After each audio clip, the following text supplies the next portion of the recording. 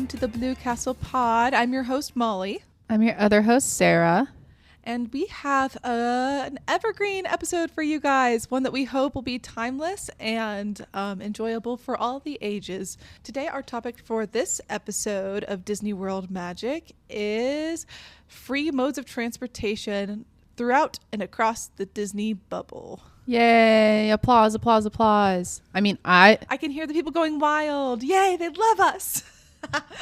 I'm sure it could sound boring, but honestly, when you're there, it becomes like such a big part of your trip that I personally am kind of obsessed with Disney World transportation. Disney transportation is kind of what makes me think that living in a small European town would be ideal, or truly like anywhere in Europe. Because when I go to Disney, I was obsessed with the fact that you don't have to drive. You don't have to think too much about how to get from point A to point B, because the public, in quotes, transportation is great. It's not really public transportation because you're paying hefty fees to be there, but just the idea of hopping on a convenient bus or a convenient train type system, or, you know, whatever options they have there that don't make me need to get in a car and go to a parking lot and all of that. It feels very European. However, it's a very American application of it. Yeah, I was going to say, and places like Japan and stuff, but I'm sure there are even more places that have free transportation. It's part of the Disney World charm, really. It's just, you don't have to think about anything. Like, to me, even having a rental car or having your own car, it feels like it's distracting you from that bubble. And so I love it. Even the times where it's frustrating and, you know, spoiler alert, the buses may be annoying, at least you're just chilling. You're just vibing. And it's one of the biggest distinctions between Disney World and Disneyland. The people who are diehard Disneyland people don't like the complexity, I think, of the Disney World transportation system. But if you're someone who kind of enjoys that, and I love how big the Disney bubble is, and you can kind of live your whole vacation going to multiple places, never get bored, never see the same site twice, and have public transportation everywhere. I personally love it, but I do know some Disneyland diehards are like, oh my gosh, you have to take buses and monorails everywhere. That's part of the charm. The monorail in Disneyland is cute but useless for the most part. The monorail at Disney World, yeah, very practical. Agreed. All right, are we ready to get into our ranking? Yes, ma'am. All right, we're going to start with the lowest ranked. We didn't do a rating. We just ranked them in order. So our least favorite Disney mode of transportation, these are modes of transportation from resort to park or park to park or to Disney Springs, those types, just for clarification. So our number one, our least favorite mode of transportation at Disney World, though it is a powerhouse, is the Disney buses. Maybe part of it's because buses are literally everywhere. There's no charm of them being unique and cute and like local to one little area. They are everywhere. They carry the bulk of the transportation burden. So I feel bad ranking them so low because it will hurt their feelings, and they do some great work. However, they're lame.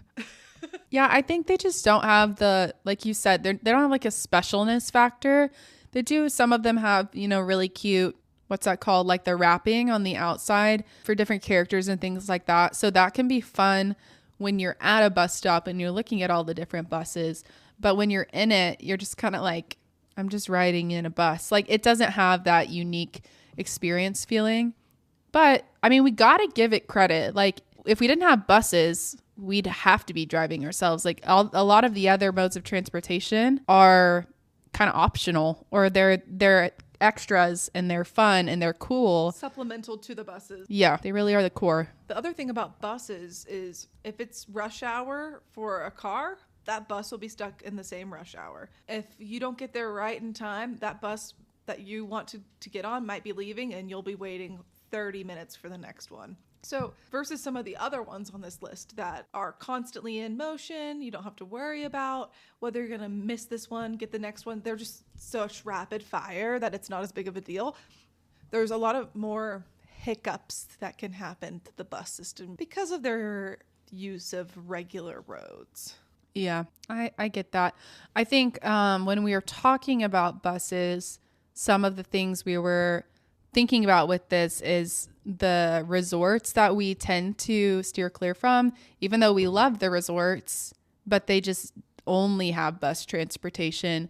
So you really are stuck with that going to any park or Disney Springs. Like if you want to go anywhere, you have to use the buses.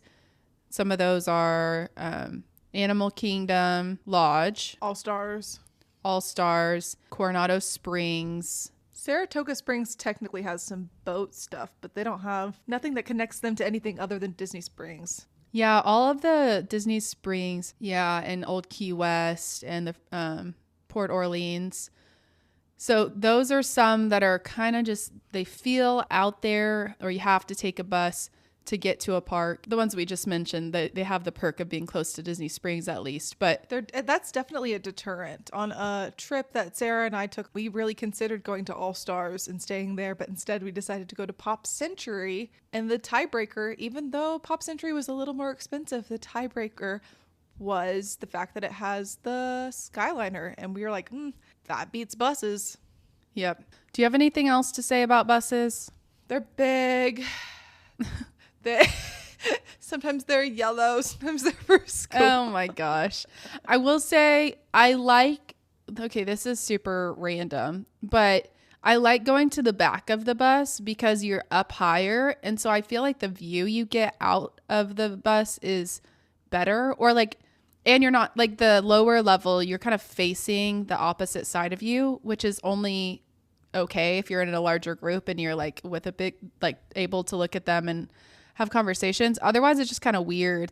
Also, on the rare Disney day that's a little cold, if you get onto an empty bus and you go to the very back. I knew it. Right in those raised up seats you're talking about, those pristine seats, they're warm because I think they're over like the engine or something. I don't know. Yeah, there's for some reason, they're always really warm on that very back area. Which is, yeah. I mean, even on a warm day, sometimes it's just comforting. I don't know why. Because that bus is usually, the AC is cranked up if it's hot outside. Just don't think about how much butt sweat has been put on them seats. Okay. Anyway. All right. So I think we're good on buses. So our second to lowest mode of transportation is, drumroll please, ferry boats, aka the ferry that takes you from Ticket and Transportation System.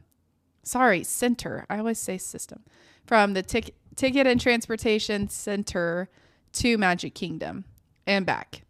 The reason I don't think Molly has much experience with a ferry. I have no experience on the ferry, so I'm going to have to defer to Sarah on this one, unfortunately. I mean, I liked it. It was good from a breeze in your hair, getting to look at everything around you. Like that's one of the few places where you can just be smack dab in the middle of that body of water, Seven Seas Lagoon, I think, and just look at Magic Kingdom, One Direction, Polynesian, Grand Floridian, Contemporary all around you. So that was really cool. And now I'm questioning myself, but I think I still want to keep this one lower because the amount of people that you kind of have to just deal with all around you doing all kinds of stuff on the ferry boat. To me, it was just kind of weird. I don't know, maybe I just had an odd experience, but onloading and offloading does take a very long time. And yeah, I don't know. I just, for some reason, didn't really enjoy my experience.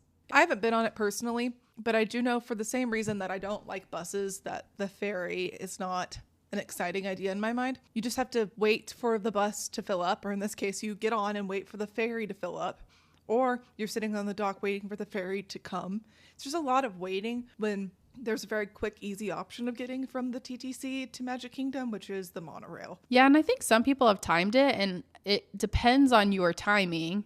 But sometimes the ferry boat is faster if you get on it like you're one of the last people to get on kind of thing. But the ferry requires luck. Yeah. And the monorail doesn't because it's just always going. Multiple of them. Usually you don't get that lucky. Yep, exactly.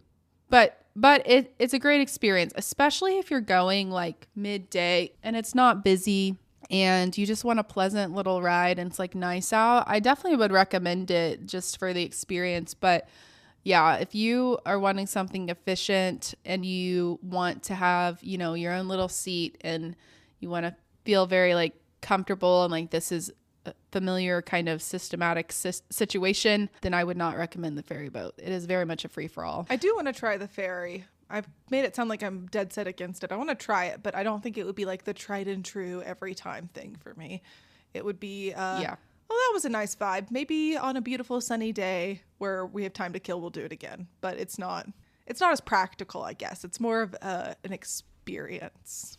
Well, and the other reason we haven't gone on it often is because we rarely have our own car. And so if you are taking Disney transportation, you're going to get dropped off at the bus stop, which is right up next to Magic Kingdom. You don't need to take a ferry. And then if you're staying at a resort that's on the monorail, obviously you're taking the monorail. So really the only time you need the ferry in theory, or could possibly make good use of it, is if you're either trying to get to the monorail to go to Epcot or if you have a car. It's definitely not one of the major modes of transportation. When you mentioned ferries as an option on this, I didn't even know what you were talking about at first until you described it in more detail. I kind of forgot. Blasphemy. It doesn't come to mind. You can't get from any resort to any park using a ferry. It's literally just from a parking lot to Magic Kingdom. Dare I say, it shouldn't even be on this list because it's not really transportation from different parts of the bubble to the other. Yeah, I just think it's kind of an iconic one, so it's worth mentioning. But I'm not fighting it on that. I'm just saying I think it deserves a spot near the bottom. I said what I said. All right, next up on the list, and we're getting a little further away from the booty hole options and a little closer to the ones that we actually enjoy, is boats. Yay, boats. Boats have all of the pros. All the boats. Boats have all the pros of the ferry, of the vibes, the wind in your hair, having a good time on a little body of water, seeing different views, and less of the inconvenience of super long loading times and super long unloading times. Yeah, definitely. Anything to say about boats? I like boats. They're good.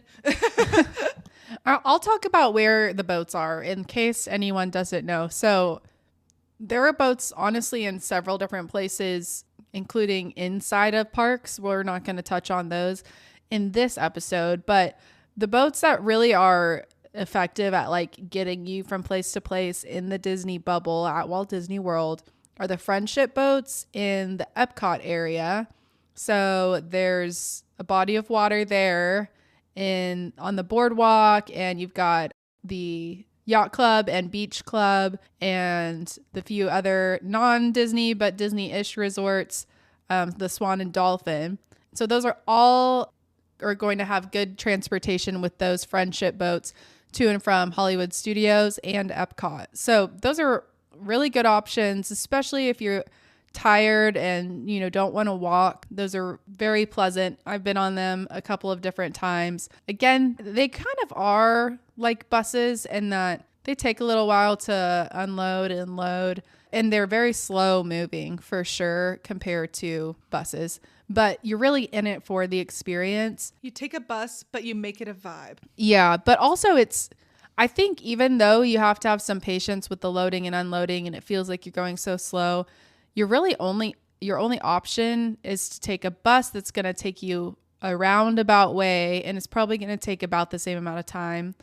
Or you could walk, and walking is probably going to take you about the same amount of time. So, I mean, they're pretty good. Okay, so I got distracted there. The other boat areas are at, obviously, Magic Kingdom area, from the resorts to Magic Kingdom, including the Grand Floridian, Polynesian, Contemporary, and Wilderness Lodge / Fort Wilderness. So you can get boats from any of those resorts to Magic Kingdom. And I've been on those too. Also very cool.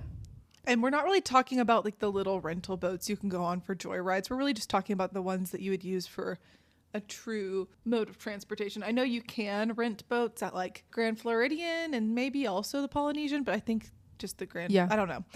I know that you can because I've seen vloggers do it, but that's more just to go out and be on a boat. We're talking more the transportation side. Yeah. And then the other place you can get a boat we referenced before is at Disney Springs. There are boats to and from Disney Springs and the resorts in that area. So that's Saratoga Springs, Old Key West, and Port Orleans French Quarter, and Port Orleans Riverside? I think so. Yeah, Port Orleans Riverside. I've never been to any of the Port Orleans as of this point in my life. So hopefully soon. Sarah's done a lot more exploring of the different resort areas than I have. But that's what makes her such a good tour guide when we go. Yeah. I mean, I've gone to a lot of them and I was only there for like a really short amount of time. But I did really like that boat. And maybe it was just me. I don't know if all of the boat drivers are like fun, but I had a fun boat driver. I don't know if that's what they're called, captain. He was kind of giving a voiceover as we were going by different resorts as I was headed to Port Orleans and we were passing by the tree houses at Saratoga Springs and stuff like that. So it was a good experience. Like I felt kind of like I was on a tour. Cool. Fun. Next up at our list and starting off the top 3 is walking. I'm a big fan of walking at certain points in the day and on Disney trips. And I'm a big, whatever the opposite of a fan is of walking whenever I'm tired. So this one, hater. Yeah, I'm a big hater of walking at the very end of Disney day. At the beginning of a Disney day, I'm walking on clouds. It is so fun, especially if the weather's good, taking in all the vibes. But after you've walked about 15 miles in a long Disney day, this is the worst. So if you take the highs of this one, this would be my number 1. At its best, this is my number 1, and at its worst, it's my least favorite. So we put it smack dab in the middle. Love that. There's some great resorts that you can walk straight into a park. I'm sure many of you know them by now, but we'll just mention, so to Magic Kingdom, you can walk from the Contemporary and Grand Floridian and the Polynesian. The lengths just vary on those. And then you can walk from all of the boardwalk area resorts that we mentioned before to Epcot and to Hollywood Studios. But your walk is going to vary again. And depending on the resort, you may be a little closer to Hollywood Studios or a little closer to Epcot, just kind of depending on that location. And really, that's it. You can't walk to Animal Kingdom, and you can walk to the other 3 from a few resorts. It is kind of weird that even if you're staying at Animal Kingdom Lodge, you can't walk to Animal Kingdom, the park. Yeah, I think it's because of animals. Like just the concept of like animals need a lot of space, and they have animals at the lodge and at the park. And so it's like you would have to design it so that the entrances or like the human aspect of both of those locations were like facing each other. And I just don't know if they had that liberty when they were planning those places. Stupid animals. They think they like own the place. They think their name is on it. Oh wait, their name is on. Animal is part of both names. It would be epic to have like a tunnel or a bridge or something, if that is the problem. The thing is, I think at this point they are just like too far apart. Fundamentally, they're just too far. I think that would be a great contender for another Skyliner. Mm-hmm. Mm-hmm. I don't know if it's too far to connect the current Skyliners to Animal Kingdom, but just a short Skyliner from Animal Kingdom Lodge to the Animal Kingdom Park would make so much sense. Yeah, I don't know. I mean, somebody's going to do some cost analysis. Oh, imagine being skylined over the animals. Yeah. Wow. Except would that disturb their peace? It might disturb their peace. And how would they do an emergency evacuation? Would they like evacuate a bunch of people around like giraffes? Ooh. I don't know, but they're Skyliners over water. So, you could argue. I guess they're boats. Never mind. Okay. I hear you. Okay. Anything else about, wait, we're still talking about walking? Walking. We really got off track there. Yeah. I mean, I'm with you. I think it's high highs and low lows for walking. Like it's iconic to be at the Contemporary and have a 5-minute walk to Magic Kingdom. That's amazing. And even at the end of the day, a 5-minute walk back to the Contemporary, even when you're exhausted and not having to deal with the buses or the monorail after the fireworks, like that's amazing. So like walking at the Contemporary, like amazing. Another thing I just thought of is that Disney does a really good job with accessibility, where you and I are talking about walking as if it's just like the most natural thing and super easy for us. But there are people that can't do that or can't do it for long. So Disney does a great job of within their parks giving you options for wheelchairs and mobile scooters and all the different ways to get people from toddlers to older folks around the park, no problem. And then I can't think of a place where you have to walk a long distance. If you need a more accessible room, there are always accessible rooms available close by to the front. You just have to request those pretty far in advance, I would guess. But if walking isn't an option or a good option for you and your family, that's totally okay. Just because you can walk 20 miles a day in Disney doesn't mean that anyone has to. You'd still have a great time without it. Exactly. That is very true. I think that we're learning a little bit more about that as we, like the last trip we had with our larger family with toddlers. They, in a way, they can't keep up with adults. And so you're having to deal with their strollers and things like that. And then that gives us a taste of also what it might be like with someone who needs a wheelchair part of the time and that kind of thing. All right, next one. So this is number 2 in our grand list of Disney World transportation, and it is the monorail. Classic. This is the iconic transportation of all of Disney. Like either park, any of the parks. Monorail is the first thing that's going to come to anyone's mind for transportation. Yeah, and it really is, like you said before, it is so practical at Walt Disney World as opposed to Disneyland. I mean, I'm sure some people at Disneyland could use it practically, but for the most part, it's just an experience there. You have to be rich for that to be practical. That means you have to be staying at Disneyland, Grand Californian for it to be worth it. I honestly don't even know. I'm not really sure. But even then, the entrance is so close. The entrance to the parks is so close to the monorail entrance. You have to have a ticket to get on the monorail in Disneyland because the only monorail loop or whatever leads right to the park. Versus Disney World, where it's its own free thing, where you don't have to have a ticket to a park to enjoy it, which I really appreciate. Yeah, for sure. I said Grand Californian. It may be Disneyland Hotel, but I honestly don't even know because I don't think we've ever actually gone on it. Every time I go to Disneyland, which all 2 times, I've really wanted to get on the monorail, but it's just not natural. Like it's not practical. So it's kind of an out of the way thing no matter what. But the Disney World monorail, I love it. I think we probably use the resort version of it that goes clockwise more than the other version for the same reason that we don't really use the ferry because we don't typically park and then need to get from the TTC to Magic Kingdom. We're normally using it for resort hopping purposes. So that's part of why I love it because then you can just check out so many resorts. 3 resorts right there so close to each other. It's only 3 resorts, but it's the 3 most classic, most iconic resorts probably in all of Disney World. Yeah.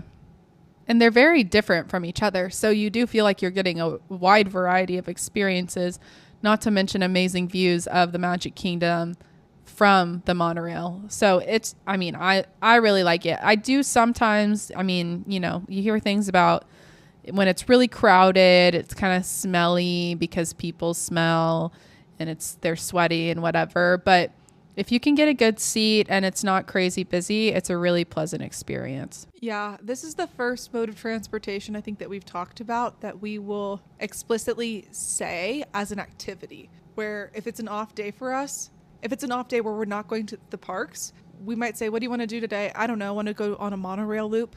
And you don't just stay on the monorail the whole time. You get off at all the different stops. But it's a great little sampling of 3 beautiful Disney resorts, the Polynesian, the Grand Floridian, and the Contemporary, that all have very unique vibes, very yummy food, good quick service locations, and great spots to watch the fireworks show if you don't have a ticket for the day. So you will not hear us say, hey, want to just go on a bus loop? Absolutely not. Buses are a way to get from point A to point B. We respect them, but they're not an experience like the monorail is. Yeah. And I think the monorail, something we haven't, I don't remember ever doing this, is you can get to Epcot from the monorail. And I would love to do that someday because it has the view of Epcot from above all around the park. And I have never, I've seen the monorail go through Epcot all the time at Epcot, but I've never actually been on that monorail that goes to Epcot. So I'd love to do that someday, see what the views are from TTC to Epcot and, like I said, above Epcot. So maybe that's on our list of things to check out someday. But that stops in Epcot, right? Like in the park? I think it's outside of the entrance. I know it goes through and loops around. I just don't know if that loop is like on your way back to the TTC. That would be great for one of our budget trips where maybe we don't have an Epcot day in the budget and we still want to experience it. Or would that be painful and make us feel left out? Probably both, but I would definitely be interested in trying that on an off day. I think that would be fun. Slay. Monorail. We love monorail. Slay, we love the monorail. And then, drum roll please. For our number one slot, we have the Skyliner. I think we've probably mentioned the Skyliner. At least I have like 10 times already, comparing how great the Skyliner is to how much every other one of these things doesn't compare. It's just so good. The only negative of it is if it goes down, like truly. And I'm sure that is very inconvenient. It's never happened to me though. So in theory, when they were first talking about doing the Skyliner, in my head, I was like, that's going to break down all the time. There's no air conditioning. It's going to be horrible. It's going to be so hot inside of it. I have never once felt uncomfortably hot in them. There's a great breeze. Something about the way that the air channels and flows through them is amazing. And even if you're trapped in there with another family, I say trapped because I prefer to be in there with only my group of people. But even when you're on there with other people, more often than not, you make friends. Not like the kind of friends that last a lifetime, but the kind of friends where like you bond, you have a very pleasant, quick conversation. You see a cute interaction between a mother and a daughter or something, and you leave with a smile on your face, having been a part of someone else's magical day. Yeah, because usually, I mean, obviously you're all at Walt Disney World together. You're all, to some degree, Disney people. And I love it personally. I mean, not that this has happened to me a ton, but on occasion, there are people who will ask you a question in the Skyliner and suddenly you get to be their Disney guide and give them tips and probably more information than they want. But I've been on the receiving end of that a while ago, back in the day, and I just loved it, kind of learning from other people. And that wasn't even really a pro of the Skyliner in my mind. In fact, it was probably a negative because, like you said, I'd rather not get trapped in there with strangers, being generally an introvert. But I agree. I think that the interactions that you have with people on the Skyliner can be really cool because it's usually just two different parties. So it's like, I don't know. It's just kind of a good little meet and greet. And it's not that long of a ride. So it's not like you're stuck in there forever. Yeah. I've also seen on TikTok some videos where people show a crazy long line getting onto the Skyliner. It's not that I don't believe that it ever happens, but I've never experienced that personally. Based on that video that I saw that showed it really backed up, that must have been a day when it was down for a significant chunk of time. And I would say my advice is if you are planning on using the Skyliner and you and your family walk to the Skyliner station and you see a line that just seems absurdly long, I would just turn around and go take a bus. I don't know though. I think the longest line I've ever been in for a Skyliner was at Art of Animation / Pop Century. We were staying at Art and the line was backed up all the way to like the running path and Pop Century, like very far. Oh, I've seen very it far. backed up significantly further online where people were saying like they were walking for 10 minutes. Oh. And they like still weren't at the end of it, where it was like going on the walking path all the way down the side of like all of the hotel rooms on both sides. So on Pop Century and Art of Animation, which that's what I'm saying.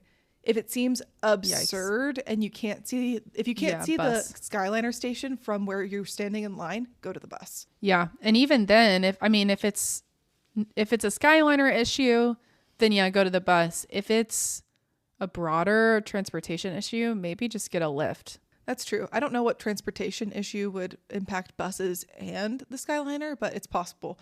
Something I bet our family would probably do is we would have someone stand in line or some people stand in line and then someone go investigate. So you're holding a place in line while you're figuring out the source of the problem.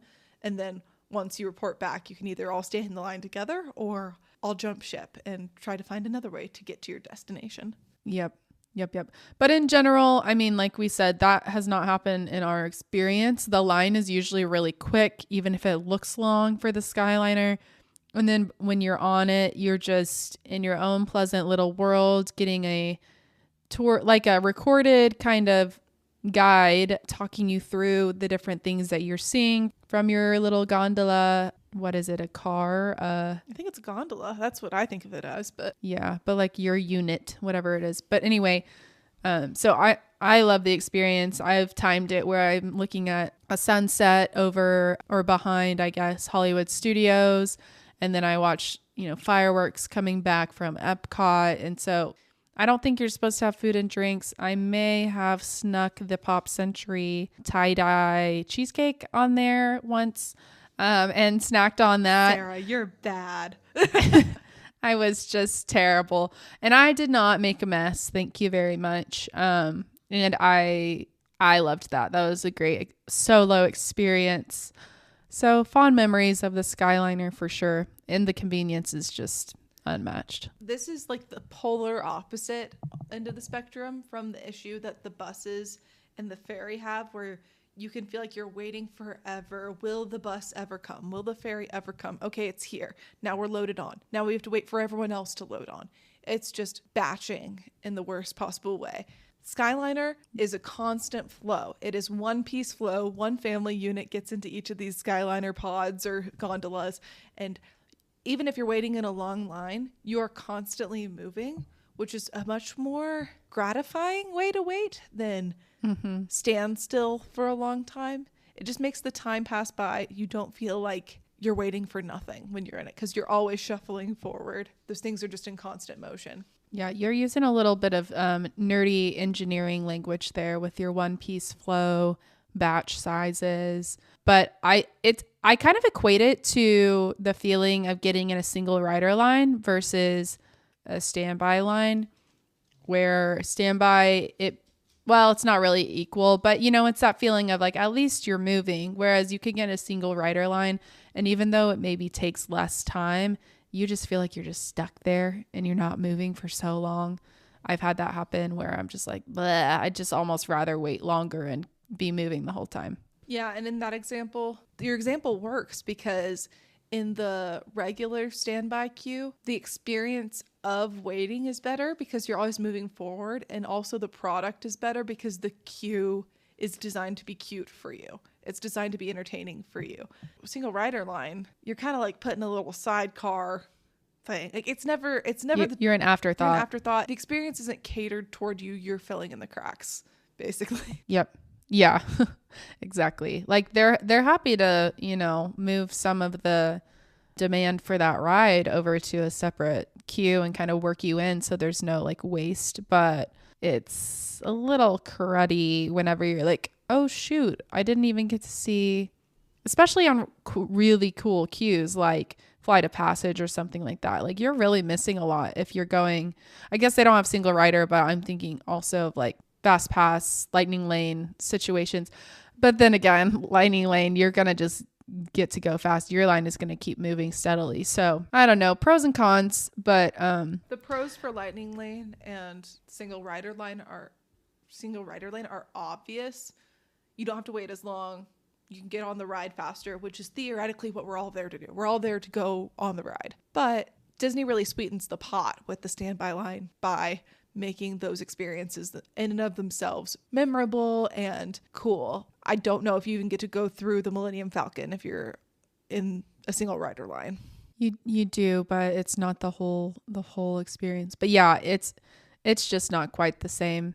Anyway, we have gotten very sidetracked from talking about the Skyliner to talking about the Millennium Falcon and single rider queues. So welcome to the Blue Castle podcast. And what else? Oh, we had a few honorable mentions. We've kind of mentioned them from time to time, but there are other modes of transportation very frequently associated with Walt Disney World, including the rest in peace Magical Express, now Mears Connect. I believe Sunshine Flyers has now been wrapped into Mears Connect, and they are one and the same. Magical Express and Mears Connect. It's essentially it's a bus that gets you from the airport to your resort and back. It used to be free. It used to be part of the Disney transportation system themselves.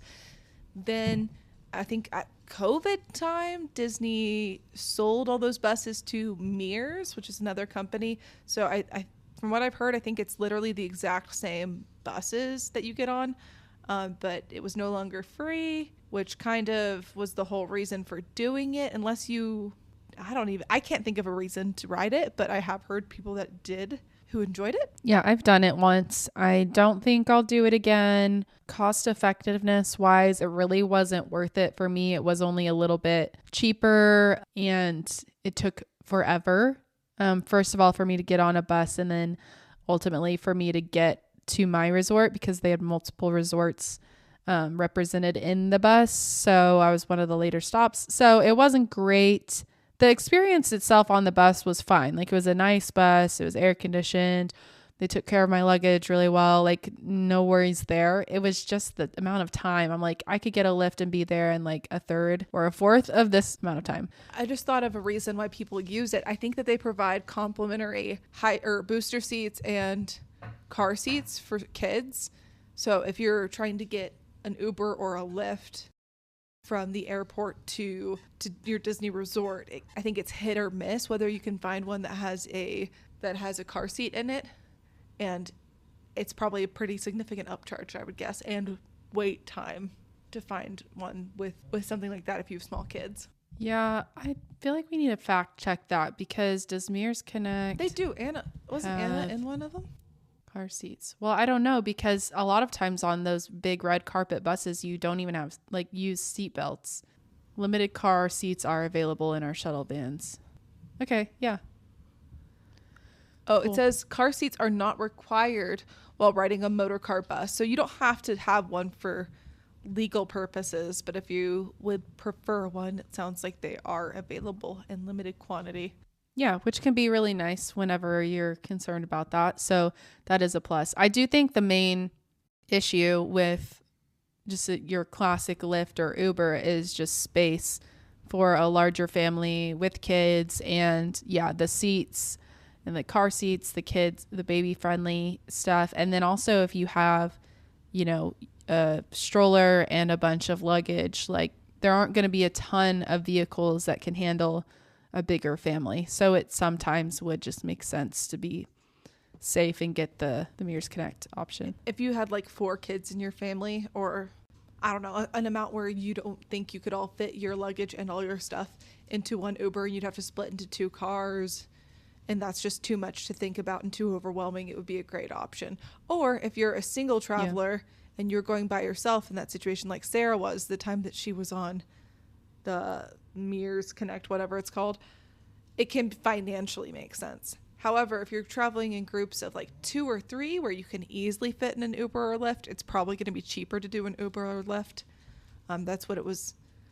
That's the reason me and my boyfriend decided on our family trip when we landed to just do a Lyft together. However, it was not a Disney experience. Let's just say that. Disney does not guarantee quality and lack of sketchiness when it comes to Uber and Lyft third-party drivers. Yeah, you're kind of risking it. I will say there are other transportation options out there. I haven't tried them, but there are private drivers and reputable companies that I would be interested in looking into at some point, especially if we have a larger group that's all landing at the same time and getting to the wanting to get to the same resort. I think there are ways you can kind of get a semi-affordable, locked in, reserved transportation situation with the driver and everything. So I will be looking into those at some point in the future, I'm sure. And then if you want all the convenience of an Uber or a Lyft, but you want the guaranteed quality of a Disney experience, then there is a perfect compromise option that I've never personally done, but I've heard great things. The minivan service, which I think is affiliated with... Is it affiliated with Lyft? Yeah. You use the Lyft app to book it, but it's a special option that's generally much more expensive. But like Molly said, it's a Disney employee and you really get that special Disney experience on the van. Plus, obviously, I mean, it's a super cute exterior, so it's fun for kids and too. I believe they do guarantee a car seat or two as an option. Yeah, I think that's one of their like kind of specialties, is they always have that available, because obviously they're quite truly minivans, like vans that we're used to seeing, Honda Odyssey, you know, that kind of vibe. Wait, I scratched that. I have no idea what they are. I don't think they're probably SUVs. I think they're SUVs. I don't think they're actually minivans, but they're mini. They have bucket seats, like Mickey and Minnie vans. Super cute. I would love to take one of those at one point. I've looked into them a little bit while we're there. They just seem more expensive than is worthwhile, especially when you're already on property, and getting from point A to point B in the Disney bubble always has a free option 100% of the time. Yep. Basically, I think the only time you might not be able to get from somewhere to somewhere else for free in the Disney bubble is if you parked in like the Animal Kingdom parking lot and you ended your day at Magic Kingdom at midnight. You might have trouble getting back to Animal Kingdom if it's already closed. I think if the park is closed, the transportation to and from that park closes shortly thereafter. Yeah, I think from that park it's a while after, but yeah, to that park it's kind of cuts it off. I'm out of thoughts, and I love Disney transportation, and it's part of the experience. And, you know, I think that the whole Disney experience, if everyone can just keep in mind that that's part of the fun, like the bus stops are so cute. They theme them great. The bus rides, like there's views the whole time. Like everything about it is just quintessential. Like you're just in the Disney bubble.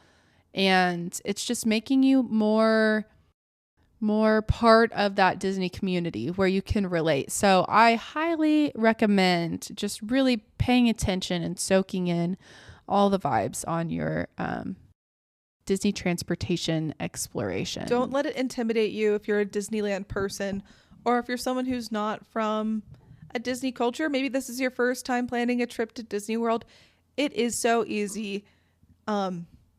And even if you are a little confused or struggling on how to get from point A to point B, Disney is extremely well staffed with very knowledgeable, kind, friendly, helpful cast members everywhere. So if you are at your resort or you're somewhere on Disney property trying to figure out how you can get from wherever you are to wherever you're going, ask anyone with the Disney cast member name tag, and they will happily point you in the right direction. Yeah, they know their stuff. Molly and I have gotten ourselves in weird spots and we're like, what are we doing? How'd we get here? And they helped us out. And I feel like now we know a lot more than we did then, but there's still things we're learning. Yeah, so there are a few things we'll probably be doing that soon. Once you kind of understand the rules of how the Disney transportation works, it's very easy to get wherever you're going. But there are a few random things where you can't get directly from a park to Disney Springs or vice versa most of the time, because they don't want you parking at Disney Springs for free and getting transported directly to a park. You can't really get direct transportation from one resort to another resort most of the time. So you kind of have to know how to connect the dots. But if you're confused, just ask someone. It's not a big deal. I'm sure they get asked that a bunch of times a day, and they will not think any the less of you for asking. Yeah, and Google Maps will tell you there's no way. It won't tell you.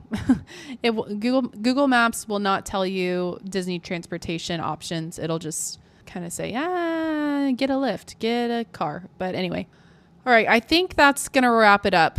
Any last closing thoughts, Molly? Yay, Disney. Transportation. I don't really have any closing thoughts. I think that I kind of laid it all out on the table. And I'm a big fan. Love that. I'm a big fan of all of these. And I know we kind of caw-cawed on buses and the ferry to some extent, but man, I would take a Disney bus any day. Yeah, for real. I mean, truly. They are slay. If I'm on a Disney bus, that means that I'm at Disney World, and that's a great day. Yep, and you have freezing cold air conditioning and a nice warm booty. All right. We'll see you next time, Castle Dwellers. Bye. Bye.